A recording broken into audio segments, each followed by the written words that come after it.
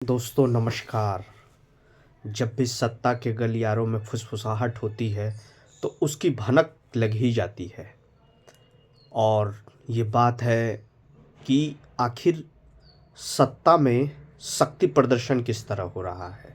सब अपनी अपनी चालें चल रहे हैं या अपने अपने शक्ति का प्रदर्शन कर रहे हैं। ये बात हो रही है कि भाजपा में जो राष्ट्रीय कार्यकारी अध्यक्ष नितिन नवीन की नियुक्ति पर, क्या नितिन नवीन की नियुक्ति पर संघ के भी मोहर लगी है या केवल इसमें मोदी जी और अमित शाह की मोहर लगी है। ये बात सोचने वाली है। जहां एक तरफ मोहन भागवत ने कहा था कि सत्ता उसी के पास रहती है जिसके पास शक्ति होती है। क्या इस शक्ति के क्या क्या मायने हैं? क्या केवल शक्ति केवल सत्ता पाने के लिए होनी चाहिए या शक्ति को उस वहाँ प्रयोग करना चाहिए जिससे जनमानस का भला हो? और हम हाल के वर्षों में देख रहे हैं कि केवल शक्ति का प्रयोग सत्ता पाने के लिए होता रहा है। और यदि हम इतिहास में यदि लौटें तो हर जगह मैक्सिमम जगहों ये देखा जाता है कि केवल शक्ति का प्रयोग सत्ता पाने के लिए होता है। और ये अभी वर्तमान कॉन्टेक्स्ट में भी लागू होता है। अभी कुछ दिनों पहले पोर्ट ब्लेयर में वीर सावरकर की मूर्ति का अनावरण हुआ, जहाँ पे मोहन भागवत पहुँचे। उसके तुरंत ठीक बाद अमित शाह भी पहुँचे। ये क्या दर्शाता है कि क्या संघ और भाजपा ने अपनी अपनी लकीरें अलग कर ली हैं या वो एक दूसरे की लकीर को छोटा करना चाहते हैं, या भाजपा इतना प्रभावशाली हो गया है कि अब वो संघ की नहीं सुनता है। ये सारी चीज़ें किस तरफ एक इशारा करती हैं, ये बहुत सोचने वाली बात है। और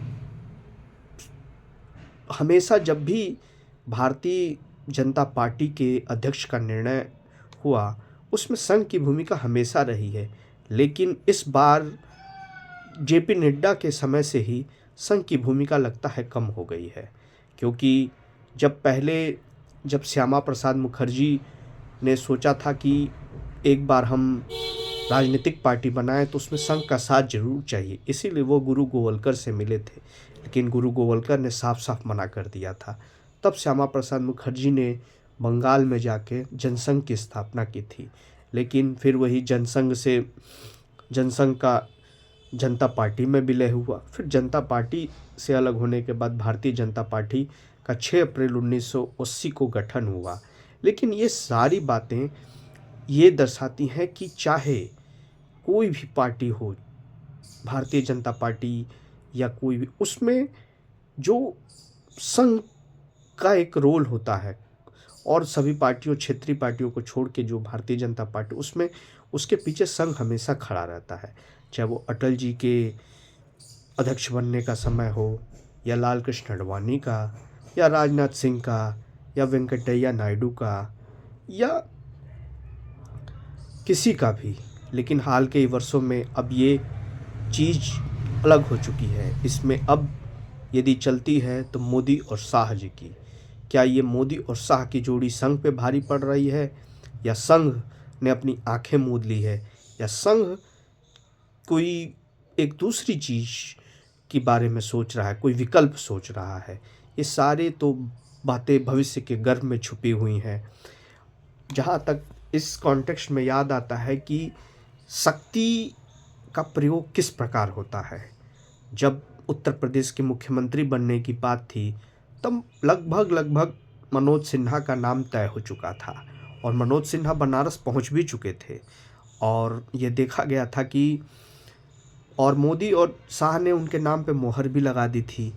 और उस समय केरल में संघ के कार्यकर्ता और संघ के जो वरिष्ठ लोग हैं वो एक अधिवेशन में थे और ये बात मुरली मनोहर जोशी के थ्रू वो पहुंचानी थी। तो जब मुरली मनोहर ने ये बात पहुंचाई तो उन्होंने कहा, क्या ये संदेश है या हमसे विचार विमर्श करने की एक पहल है? मुरली मनोहर जोशी ने कहा, मुझे तो बस काम दिया गया था आप तक ये बात पहुंचाना। फिर रातों रात खेल बदलता है और योगी आदित्यनाथ का नाम उभर के आता है और जो मनोज सिन्हा उत्तर प्रदेश के मुख्यमंत्री बनने वाले थे, उनकी जगह पे योगी आदित्यनाथ मुख्यमंत्री बन जाते हैं और फिर संघ योगी आदित्यनाथ के पीछे खड़ा हो जाता है। उस समय जो तब अमित शाह को भी राजनीतिक फुसफुसाहट का वो संदेश मिल जाता है और वो कहते हैं कि इस समय विरोध करने से कोई फ़ायदा नहीं, इसलिए सभी लोगों ने मिलकर योगी आदित्यनाथ के नाम का समर्थन किया।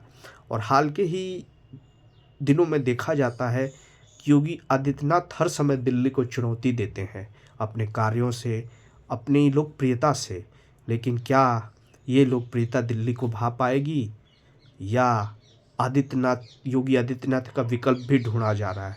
ये सारी चीज़ें भविष्य के गर्भ में छुपी हुई हैं, लेकिन हमें ये इस समय ध्यान रखना चाहिए कि शक्ति का प्रयोग केवल सत्ता के लिए नहीं करना चाहिए।